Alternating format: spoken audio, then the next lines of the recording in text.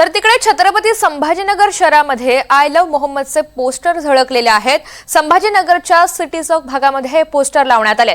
उत्तर प्रदेशमधील पोस्टर वाद महाराष्ट्रामध्ये सुद्धा धडकलाय आणि संभाजीनगरच्या मुस्लिम बहुल भागामध्ये हे पोस्टर पाहायला मिळत आहे। या सगळ्या संदर्भातला आढावा घेतलेला आहे आमचे प्रतिनिधी मोहसिन शेख यांनी। आपण पाहूया। कानपूरमध्ये आय लव्ह मोहम्मदचे होर्डिंग लागले आणि त्यानंतर पोलिसांनी गुन्हा दाखल केला आणि या सगळ्या घटनेनंतर नव्या वादाला तोंड फुटलं। मात्र कानपूरमध्ये सुरू झालेला हा वाद आता देशाच्या कानोकोपऱ्यात पोहोचलेला आहे।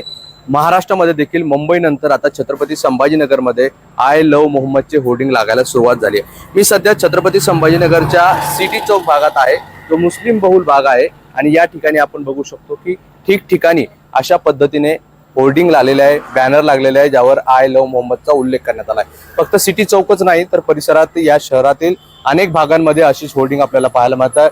बीड बायपासवर देखील आपण बघितलं तर अशा पद्धतीने हे होर्डिंग आपल्याला पाहायला मिळतात।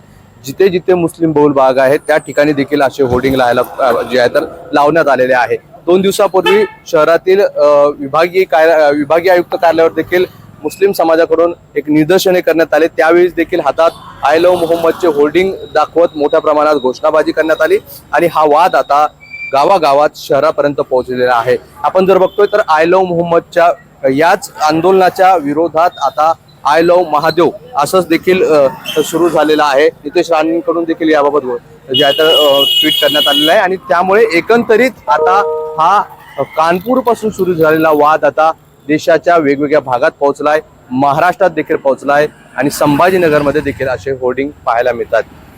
मोहसिन शेख, NDTV, छत्रपती संभाजीनगर।